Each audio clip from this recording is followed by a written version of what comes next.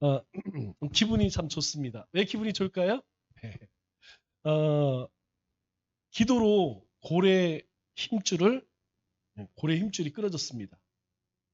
고래 힘줄 안 끊어지죠? 그런데 기도는 고래 힘줄을 끊습니다. 나는 절대로 교회 안 가. 그런 얘기 하지 마.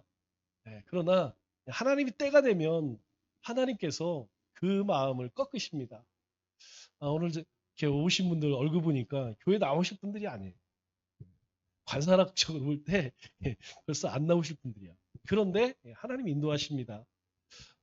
우리가 품은 예비신자 포기하지 마시고 특별히 우리 가족들 여러분 절대 포기하면 안 됩니다. 여러분이 포기하면 누가 전도하겠어요? 누가 그분들을 위해 기도하겠습니까?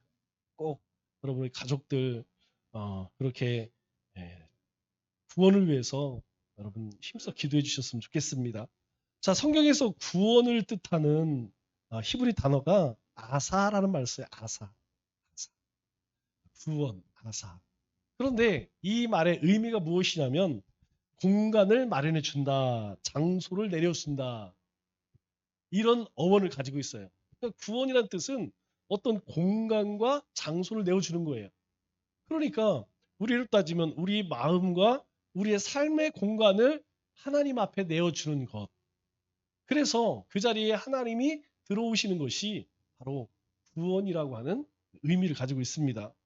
자, 오늘 우리가 함께 나눌 주제는 참신앙이에요. 참신앙. 그럼 참신앙은 무엇이냐? 참신앙은 무엇이냐? 첫째는 믿음으로 채우는 것입니다. 오직 믿음으로 하나님 앞에 내어드린 그 공간을 채워가는 것, 우리의 삶을 채워가는 것, 그것이 바로 참 신앙이라는 거예요. 오늘 본문의 믿음은 바라는 것들의 실상이요, 보지 않는 것들의 증거니 선진들이 우리 믿음의 조상들이 이로써 증거를 삼았다 이렇게 이야기해요. 그러니까 우리 믿음의 조상들 모두는 다 무엇으로 행했느냐? 바로 믿음으로 살았다라는 것을 우리에게 말씀하고 있는 것이죠. 그래서 이 믿음의 선진들 이름이 히브리서 11장 이 믿음장에 쭉 나옵니다. 이들이 믿음으로 어떻게 살았는지, 이들이 믿음으로 어떻게 하나님의 뜻을 이루었는지, 이들이 어떻게 하나님의 영광을 드러냈는지 그 믿음으로 살아간 믿음의 조상들의 이름이 쭉 나와요. 그래서 성경은 우리에게 지속적으로 계속해서 강조하는 것이 믿음이 없으면 안 된다라는 거예요. 그리고 사도 바울도 오직 의인은 믿음으로 말미암아 살리라. 네, 우리 하나님의 백성 의인된 자는 반드시 믿음으로 살아야 한다. 그래서 하나님은 우리에게 모든 일에 있어서 믿음을 요구하시고 믿음을 주십니다. 우리가 예배를 드리는 것도 세상에 나아가 사는 것도 하나님은 믿음을 요구하세요. 그리고 그렇게 믿음으로 살아갈 수 있도록 하나님 믿음을 우리에게 주신다는 것이죠. 그러면 우리의 신앙은 결국 하나님의 사랑 위에 굳게 서는 것. 하나님께서 우리를 위해서 예수 그리스도를 보내주시고 그분의 십자가와 부활을 통하여서 결국 그게 하나님의 사랑이죠. 하나님이 사랑하셔서 예수님을 보내주셨어요. 그러니까 그 사랑 위에 세워지는 것, 지어져 가는 것, 그것이 바로 우리 신앙입니다. 그래서 그리스도의 삶에 우리의 삶을 시작하려면 우리 믿음의 그리스도인의 삶을 시작하려면 가장 중요한 것이 바로 믿음이 필요하다. 그러면 믿음을 시작하는 데만 필요하느냐? 아닙니다. 이 믿음은 우리가 주님과 동행하는 삶을 살아가는 데에도 역시 믿음이 필요해요. 우리가 믿음으로 구원을 얻은 후에도 여전히 믿음을 가지고 살아야 합니다. 왜 그러느냐? 자, 우리가 예수님을 믿습니다. 하나님 말씀을 믿습니다. 그러면 현실의 문제가 바뀌는 게 있을까요? 안 바뀝니다. 여전히 우리의 모습은 연약하고 어리석고 세상은 악하고 바뀌지 않아요. 이후에 하나님의 나라가 임하면 완전히 바뀌겠죠. 그러나 우리가 믿음으로 구원을 얻는다 할지라도 믿음으로 하나님의 백성으로 살아간다 할지라도 현실의 문제들은 아무것도 바뀌지 않아요. 여전히 악한 사람들은 악하게 살고 예, 여전히 죄를 먹고 마시고 그렇습니다. 그렇기 때문에 예, 하나님께서 우리를 지켜주시고 또 우리를 영적으로 성장시켜 주시고 또 우리를 인도해 가신다는 사실을 여러분 믿으셔야 됩니다. 이거 믿어야 돼요. 예. 내 인생 내가 살아가는 거지만 절대 그렇지 않습니다. 내 인생을 이끌어 가시고 지키시고 내 삶을 채우시는 분, 영적으로 충만케 하시는 분, 영육간에 강건케 하시는 분이 누구냐? 하나님이라는 것을 믿어야지 이 믿음으로 살아갈 수 있어요. 자, 그렇다면 우리가 믿음의 척도는 무엇이냐? 하나님의 뜻을 아는 것입니다. 자, 우리 로마서 12장 2절 말씀을 보면 너희는 이 세대를 본받지 말고 오직 마음을 새롭게 함으로 변화를 받아 하나님의 선하시고 기뻐하시고 온전한 뜻이 무엇인지 분별하라. 하나님의 뜻을 분별하라. 이렇게 이야기해요. 우리가 예수님을 믿는 믿음으로 산다고 하여서 하나님은 우리가 원하시는 모든 것을 다 주실까요? 절대 그렇지 않습니다. 우리가 하나님의 백성 되었음에도 우리가 하나님의 약속의 말씀을 붙들고 믿음으로 산다 할지라도 우리가 하나님 앞에 구하는 모든 것을 하나님은 다 주시지 않는다는 거예요. 왜? 하나님은 우리를 사랑하시기 때문에 우리가 생각하는 것보다 훨씬 더 하나님은 우리를 더 사랑하시기 때문에 하나님은 때로 우리의 요청을 거절하십니다. 때로는 우리의 요청 반대로 응답하실 때도 있어요. 우리는 이해가 안 되죠. 우리는 이게 참 이해가 안 됩니다. 우리는 우리에게 간절히 소망하는 게 있어요. 좀 건강했으면 좋겠다. 야, 조금 권세가 있으면 좋겠다. 좀 재물이 있으면 좋겠다. 이런 생각 많이 하죠? 그런데 하나님은 그걸 그렇게 절실하게 소망하는데 안 주세요. 왜 그러느냐? 그것이 우리에게 해가 되기 때문에. 왜 그러냐면 우리를 사랑하시기 때문에 우리에게 해가 되는 것. 여러분, 우리의 자녀들에게 해가 되는 것 어떤 부모가 주겠습니까? 그렇기 때문에 아무리 소망한다 할지라도 소원한다 할지라도 하나님께서 때로는 거절하시고 때로는 반대로 응답하시기도 합니다. 그래서 하나님의 뜻을 아는 것이 참 중요해요. 그럼 하나님의 뜻이 뭘까요? 하나님의 뜻은 하나님 앞에 겸손한 것, 온유한 것, 그리고 순종하는 것. 왜 그러느냐? 주님이 그렇게 하셨어요. 주님께서 나는 온유하고 겸손하니 그리고 나는 죽기까지 복종하셨다라고 이야기합니다. 우리가 하나님의 뜻을 알고 신앙생활하는 것과 모르고 신앙생활하는 것은 굉장히 큰 차이를 우리의 신앙이 성장하고 성숙하기 위해서는 하나님의 뜻을 알아야 됩니다. 왜 우리가 죽기까지 복종해야 하는지, 왜 온유한 삶을 살고 겸손해야 하는지. 여러분 신앙이 좋다고 해서 믿음이 좋다고 해서 우리가 원하는 일이 다 이루어지고 성공하고 권세를 갖고 물질을 얻고 인기를 얻고 만사형통이냐? 그렇지 않다는 것이죠. 우리가 좋은 신앙, 참 신앙의 뚜렷한 특징이 무엇이냐면 성령의 열매가 있다는 거예요. 이게 참 중요합니다. 과연 내 삶 속에는 어떤 성령의 열매가 있는가? 사희화호 자양충원절.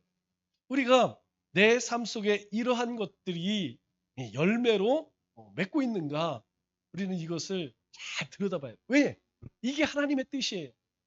세상에서 더 알아주고 부귀 영화를 누리는 것보다 우리의 삶 속에 이와 같은 것이 더 충만한 것이 바로 우리를 향한 하나님의 뜻이라는 것입니다. 그래서 우리 지난주까지 예수님의 제자 우리가 살펴보았죠? 그래서 다음 주부터는 하나님의 뜻이 무엇인가, 도대체 어떻게 사는 것이 하나님의 뜻인가라는 것을 구체적으로 여러분들하고 같이 한번 나눠보려고 해요. 자, 그러면 성숙한 신앙은 어떤 신앙이냐? 성숙한 신앙은 고난을 잘 이겨내는 신앙입니다. 여러분, 아무 문제가 없을 때에 여러분 신앙이 이게 좋은 신앙인지 안 좋은 신앙인지 모릅니다. 그러나 고난이 찾아올 때 내 삶에 정말 버거운 힘겨운 그런 일들이 닥쳐왔을 때 우리의 신앙은 성장하고 성숙해지고 우리의 참 신앙이 그때 다 드러나요. 평상시에는 잘 모릅니다. 평상시에도 나쁜 사람은 진짜 나쁜 거예요. 네. 평상시에 믿음 없는 사람은 진짜 믿음이 안 좋은 거예요. 여러분, 우리의 참 모습은, 우리의 참 신앙은 이 고난의 때 다 드러난다는 것이죠. 우리가 성경에 많은 고난 가운데에서 그 고난을 이겨낸 사람 가운데에서 우리가 빼놓을 수 없는 사람들이 있죠. 누구예요? 다니엘과 세 친구. 여러분, 이 다니엘과 세 친구를 생각해 보면 정말 대단한 사람들입니다. 우리 다니엘 3장 17, 18절 말씀을 보면 자, 이들은 이제 풀무불에 야, 니네가 니네가 왕한테 이게 말을 안 들어? 알았어. 니네 다 풀무불 들어가. 그런데 이들이 뭐라고 대답해요? 자, 한번 보세요. 왕이여, 우리가 섬기는 하나님이 계시다면 우리를 맹렬히 타는 풀물 가운데에서 능히 건져내시겠고 왕의 손에서도 건져내시리이다. 여러분, 우리도 다 이렇게 기도해요. 분명 하나님께서 살아 계시면 우리 가운데 이렇게 하실 줄 믿습니다. 그런데 이들의 신앙이 정말 위대한 것은 그 다음부터예요. 그렇게 하지 아니하실지라도 그리 아니하실지라도 왕이여, 우리가 왕의 시인들을 섬기지도 아니하고 왕이 세우신 금신상에도 절하지 아니할 줄 아옵소서. 그렇게 내가 살아계신 하나님을 나는 믿는데 하나님이 내 삶 가운데 그렇게 하지 않는다. 내 소원, 내 소망을 들어주지 않는다 할지라도 나는 왕에게 절하지도 않을 거고 왕이 만들어 놓은 그 금신상에 절하지 않을 줄 왕이여 아옵소서. 우리 왕이 들으면 이게 요즘 말로 그냥 빡치는 소리 아니에요? 얼마나 총애를 했습니까? 이들을 느부갓네살 왕이 얼마나 잘해줬어요. 포로입니다. 그냥 정말 노예처럼 부려도 돼요. 그런데 이들을 이 사드락 메삭 아벳느고를 존귀하게 여겨줬잖아요. 그러면 왕의 말 한번 들어줄 수도 있지. 그런데 아주 냉정하지 않습니까? 하나님께서 분명 응답하실 거예요. 그러나 그리 아니하실지라도 왕께 절하거나 왕이 만든 그 금신상에 절할 거라고 꿈도 꾸지 마세요.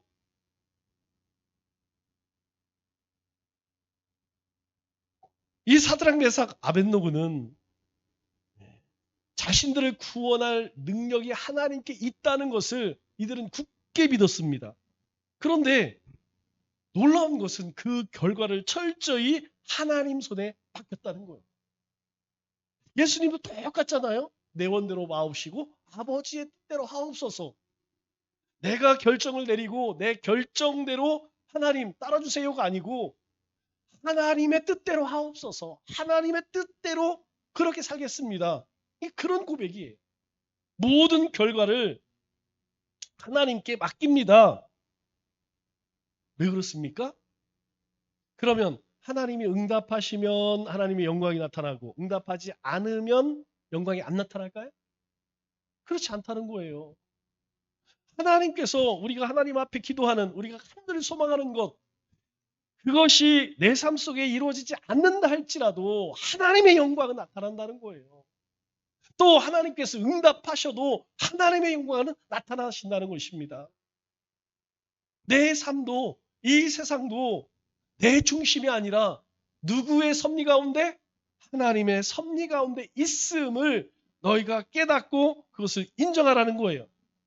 그래서 어쩌면 우리의 삶이 그래요. 이 고난에서 건짐을 받는 것보다 그 고난을 받아들이는 것, 그것이 참신앙이라는 것입니다.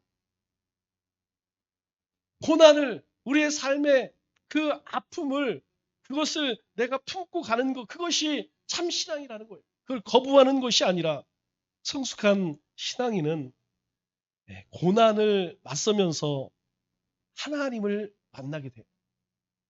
즉 고난 속에서 시련 속에서 아픔 속에서 하나님을 만납니다. 그런데 놀라운 것은 그때 하나님을 만나서 힘을 얻어요. 그때 능력이 나타납니다. 그때 말씀의 능력이, 복음의 능력이, 믿음의 능력이 바로 그때 나타난다는 거예요. 고난의 때에. 그래서 참 신앙을 가진 사람들은 나는 하나님을 믿습니다. 그러므로 하나님의 뜻대로 모든 것이 이루어질 수 있도록 하나님께 맡깁니다. 라고 하나님께 간구. 하나님 내 뜻대로, 하나님 이건 이렇게 해주시고 저건 저렇게, 이렇게 가지 않는다는 거예요. 제가 하나님을 믿기에 하나님께 맡깁니다. 하나님의 뜻대로 인도하옵소서. 그리고 그 뜻을 우리에게 보여주옵소서. 그러면 만일 그 하나님의 뜻이 보여지지 않으면 하나님은 자꾸 이쪽으로 가는데 우리는 어떻게 해요? 자꾸 이쪽으로 가겠다고 하나님께서 하나님 앞에 자꾸 요구하면 하나님께 들어주실까요? 안 들어주셔요. 힘들지. 하나님과 내가 서로 같이 바라봐야 되는데 서로 다른 방향을 바라보고 있으면 누가 힘들어요? 내가 힘들죠. 그래서 성경이요, 우리에게 순종의 삶을 요구하는 것입니다. 그런데 이 순종의 삶은 편안한 삶이 아니라는 거예요. 순종의 삶을 살수록 우리 가운데 더 많은 시련과 더 많은 고난과 더 많은 아픔과 상처가 찾아올 수 있다는 거예요. 왜 그렇습니까? 세상과 하나님은 함께하지 않기 때문에. 그래서 고난이 뒤따른다는 것이죠. 그러면 우리의 신앙은 과연 성숙한 신앙인가? 자, 우리가 어떻게 이 성숙한 신앙은 저는 그렇게 생각해요. 여러분, 성숙한 신앙이 능구렁이 신앙일까요? 아니면 순수한 신앙일까요? 적어도 능구렁이 신앙은 아니라고 생각해요. 성숙하다는 것은 더 순전하다는 뜻일 겁니다. 그렇지 않겠어요? 성숙한다는 것은 주님을 더 닮아간다는 것이죠. 그러면 주님을 더 닮아가는 그런 신앙의 모습은 어떤 것이냐? 우리 마태복음 18장 3, 4절에 보면 예수님께서 이런 말씀을 하세요. 너희가 돌이켜 어린 아이들과 같이 아니하면 결단코 천국에 들어가지 못하리라. 그러므로 누구든지 이 어린아이와 같이 자기를 낮추는 사람이 천국의 큰 자니라. 다시 시작해서 어린아이 같이 아니하면 천국에 들어갈 수 없다라고 예수님께서 말씀하세요. 그러면 이 어린아이와 같은 신앙이 뭘까요? 여러분, 어린아이에게 있어서 가장 첫 번째는 누굴까요? 엄마예요, 엄마. 아빠는 소용없어. 아빠는 아침에 나가서 저녁에 오기 때문에 애들이요, 벌써 엄마만 찾아. 왜 그렇습니까? 어린아이는 엄마를, 부모를 철저하게 신뢰합니다. 희한하죠? 즉, 우리 아이들이, 어린아이들이 자신의 엄마 아빠를 신뢰하듯이 어린아이 신앙이라는 것은 하나님만 신뢰한다는 거예요. 사람을 신뢰하지 않고 물질을 신뢰하지 않고 세상의 권세, 인맥 이런 걸 신뢰하지 않고 하나님만 신뢰한다는 거예요. 이게 중요한 겁니다. 우리가 믿음 생활하면서 하나님만 섬깁니다. 하나님만 사랑합니다. 라고 하면서 자꾸 우리의 마음을 빼앗아가는 게 있어요. 우리의 마음을 자꾸 빼앗깁니다. 그래서 전적으로 하나님만 신뢰하지 못해요. 하나님도 좋지만 모두 있어야 돼. 자꾸 이렇게 돼요. 여러분, 이것은 성숙한 신앙이라고 할 수 없습니다. 성숙한 신앙, 어린아이 같은 신앙이에요. 어린 아이에게 첫 번째 우리가 볼 수 있는 것은 신뢰입니다. 신뢰. 하나님을 신뢰하라. 두 번째로 우리 어린아이들은 부모의 책망과 훈계를 잘 받아들입니다.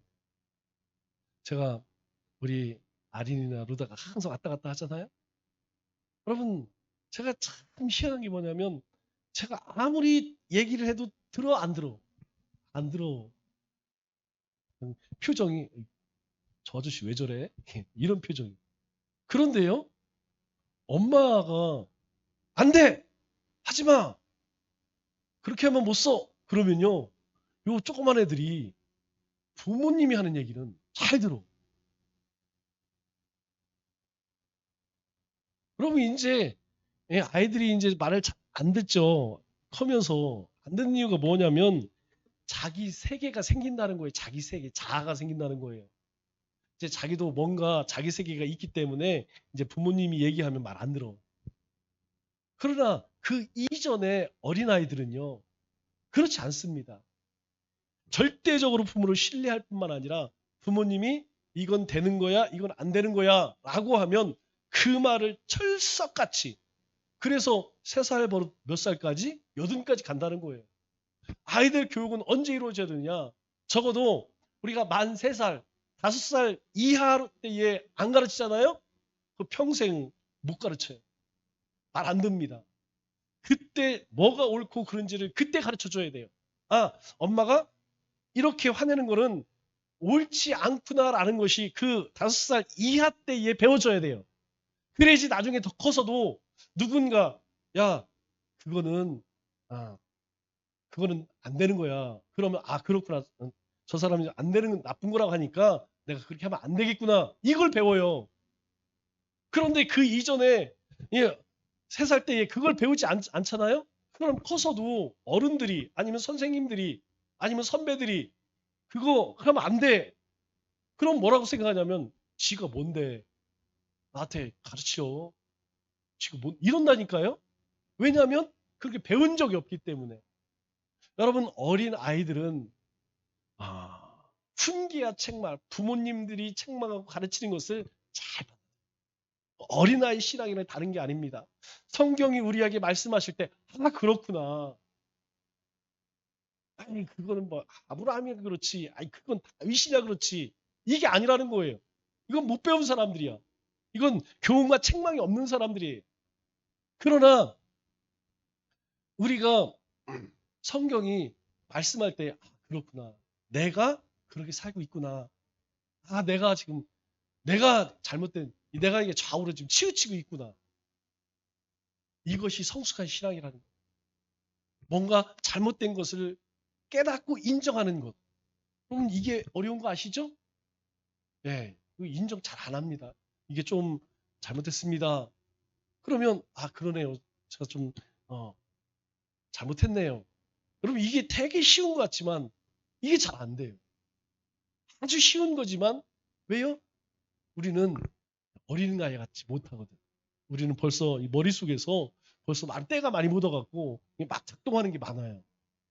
세 번째로 우리가 어린아이 같이 자신의 생각이나 감정을 정직하게 표현합니다. 정직해. 어린아이 신앙은 정직합니다. 예, 애들은요 배고프면 못 참어. 예, 우리 지금 이제 막 태어난 아이들 보세요. 2시간, 3시간만 되면 밥 달라고 얼마나 뭐 걔들은 형평한 뭐 시간도 필요 없어. 지가 배고프면 그냥 무조건 땡깡이야. 네, 애들은 그렇습니다. 배고프면 땡깡 부려요. 짜증 부리고 자기 힘들면 뭐 엄마 아빠가 뭐 힘들 이런 거 상관없어. 그냥 왜 그래요? 그냥 정직해. 이 아이들은 정직합니다. 그런데 이 아이들을 부정직하게 가르친 게 누구예요? 부모님들이 부정직하게 가르쳐. 진실하게 정직하게 여러분 그것이 바로 성숙한 신앙이에요. 자, 성숙한 신앙은 어떤 것이냐? 어린아이 같은 신앙입니다. 성숙한 신앙은 하나님만 신뢰하는 거예요. 성숙한 신앙은 책망과 교훈을 잘 받아들이는 신앙입니다. 성숙한 신앙은 정직한 신앙입니다. 정직하다는 것은 순수하다는 것이죠. 예. 우리가 하나님 앞에서나 우리의 신앙생활에 있어서 순수해야 돼요. 자꾸 우리 가운데 뭔가 이 안 좋은 게 섞인 것을 자꾸 빼내야 됩니다. 자꾸 빼내야 돼요. 그래서 순수해. 자, 우리 정리하겠습니다.